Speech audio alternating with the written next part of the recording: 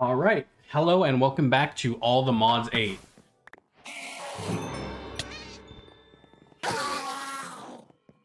Oh, cool. I don't even have to craft tools to get that one.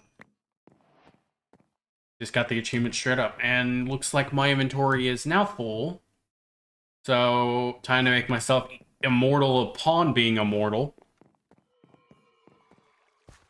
You wonder what it's going to take to kill me at this point. Probably a lot for something modded.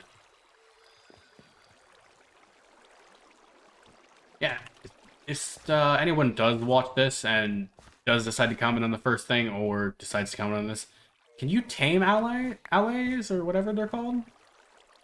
Because I would like to tame them or something. But time to go back to exploration to see if I can find another one of these woodland mansions.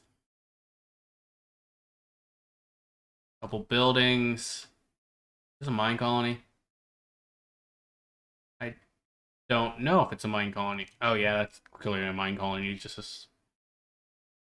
Oh hey, there just happens to be an airship here.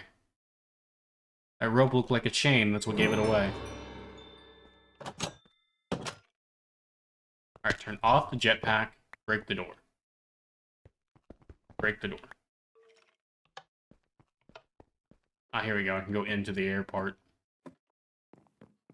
This part doesn't make any sense since isn't this part supposed to just be full of air?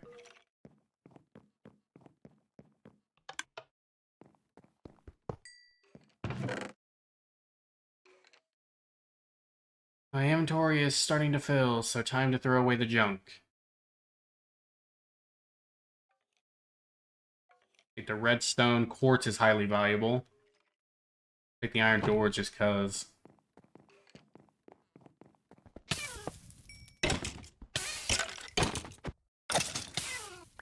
Cool, looks like their goal here is going to be to try and light me on fire. Did I trigger some sort of trap? Yeah, move this piston here.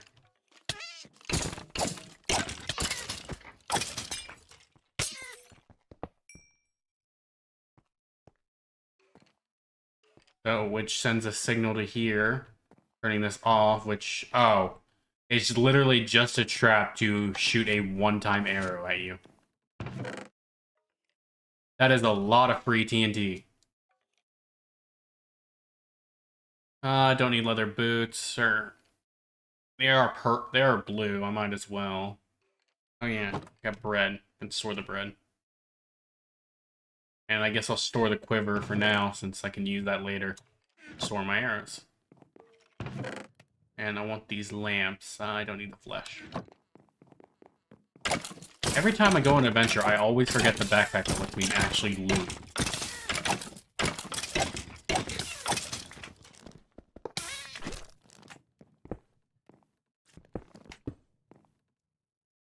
Oh, another lag spike. Gonna take a while to open this chest.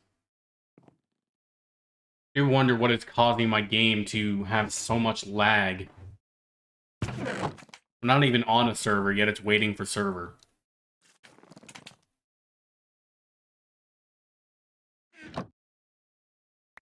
Alright, so I guess I'm just gonna put every piece of armor and weaponry I have near the bottom here.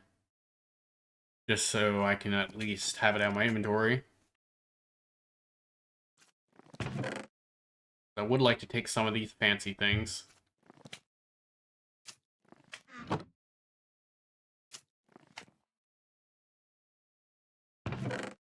Oh yeah, and I guess I won't need this compass now that I've used it. I can put that away. And grab this mirror gem. Freedom! Alright. Time to fill out my map a little more around here.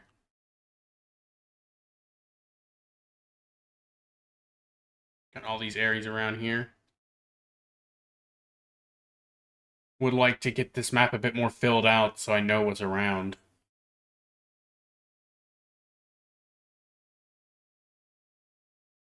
Alright, back to going at higher speed than my computer can take. Or whatever rendering or whatever's controlling it to cause it to render this slow. Alright, time to go drop a bunch of fancy things off. Lower my thrust. I used a lot of power in doing that.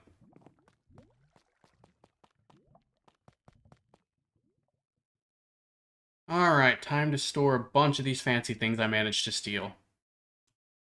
And now with that, I finally have what it takes to make the arch-mage spellbook. Which I believe is the last thing I have in this chapter. Oh no, I still have to do all the source stuff. But once I've done this, I will have completed the Ars Novu chapter.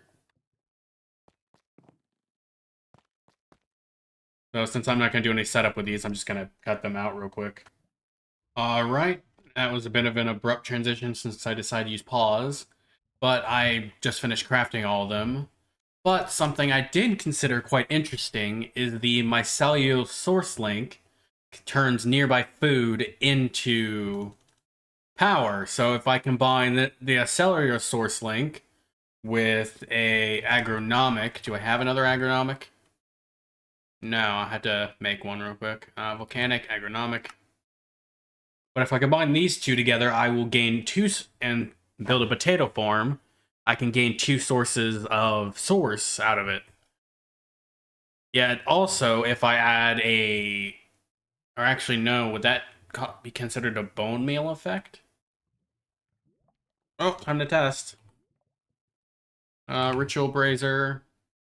Oh, time to cut this part out since this is just preparation for the attempt at trickery for source mod. Alright, now that really just as I did decide to start, it decides to make a loud noise. Okay. But yeah, okay, so essentially what I got going here is a potato farm, since potato, when dropped, is not already considered food, so the mycelial source link will eat it. Then I have a tablet of overgrowth, which will grow everything quicker. And I have a tablet of harvest, which will harvest everything once it's ready. Causing, and the agronomic link will gain power as it grows. So, since it costs source to make it grow faster, it will also gain source by, it should gain source by growing if it's not considered bone mealing. And it should also gain source when it's actually harvested, considering potatoes are considered food. Thus causing quite a bit of a loop when it comes to source. So if this works, infinite source. I set up the harvest and set up overgrowth. Time to see if it works. Maybe it doesn't have enough source to trigger. I guess I'll have to wait a minute to see if it will trigger eventually. Alright, I'm now coming back in. You might notice a couple things are a bit different on this, because I was testing multiple things. Like I originally tried to use create to make it work, but I figured that would be a very large machine to do a very simple task, especially considering it was already done already. The harvest pedestal, when you have a nearby inventory, aka a dropper, it will automatically go into that. So I just have it go into the dropper, which is then connected to a redstone timer on the roof to have it auto drop nearby. So now it will automatically pick it up and then shoot it out nearby, and then using the source link. So now this should properly gather that potatoes from earlier during the testing. But yeah, there's a redstone timer on the roof, which if I just go up there real quick, yeah, just a simple one.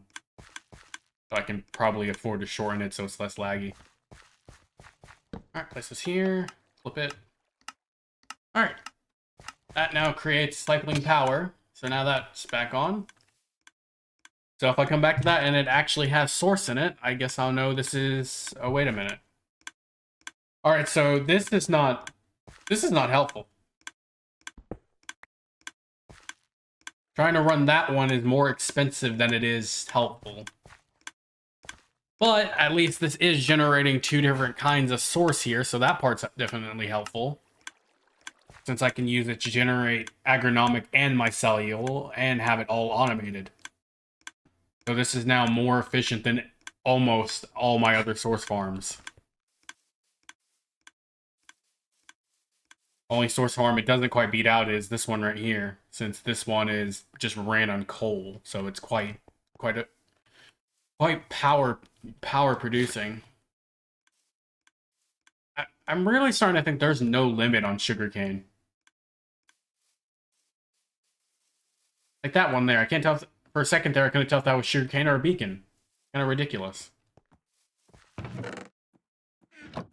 Alright, but now, back on to this. Ars Novu should now be complete, right? And I figure if it's complete, I can then work on creating a sort of super spell. Am I missing something? Oh, the charms. Wait, why didn't these trigger? I had them. Alright, well, I guess I'm just gonna redo those real quick since, you know, I already had them. Here, just show. Yeah, see, I already have them, so I'm gonna go redo those real quick. Alright, that's done with. I just remade the charms. And also the bookworm charm, since it's currently broken, I just cheated one in and then immediately threw it away. Just so I could have the quest complete.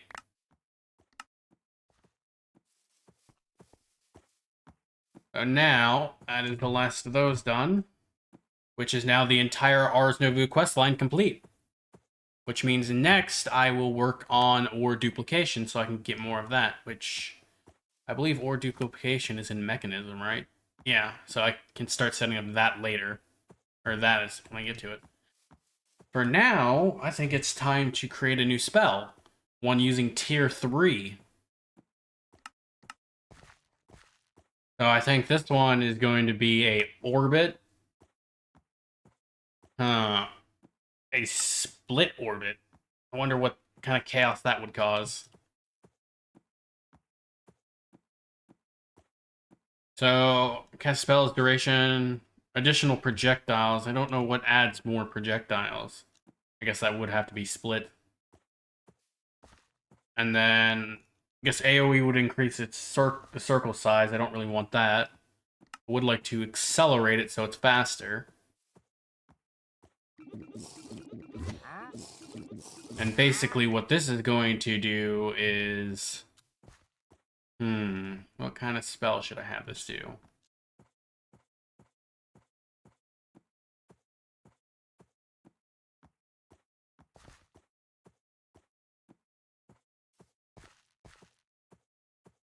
Teleports the caster to a location. If an entity is hit and the caster is holding a warp scroll in the offhand, the entity will be warped to the location on the warp scroll. If used on self, the caster blinks forward. Spell turrets and runes can warp entities using warp scrolls from adjacent inventories without consuming the scroll.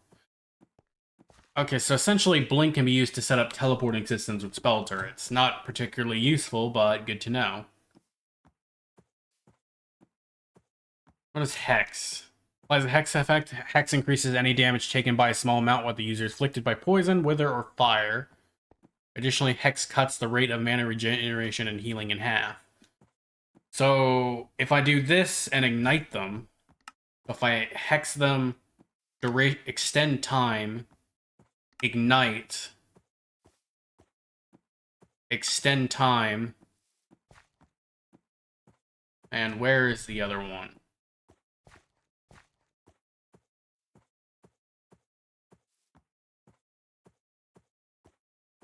And then harm, amplify, amplify. So, let's see. So it hexes them, burns them, and then damages them while orbiting. What to name the spell? I think I'll name the spell... I really got no clue. What to name it? What to name it? Just gonna pause for a moment while I'm thinking of a name. Alright, came up with a really cheap name. Flame Hex Ring. I am terrible at naming things. But if I cast this, this should just give me a ring of projectiles. Will they stay there while the book's not active? Yes, they will.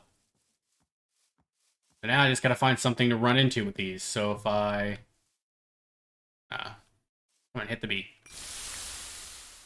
Oh, that disintegrated the bee, but a bee's not really a good test subject. How many of these can I cast around me? Enough to create almost a pure circle out of them.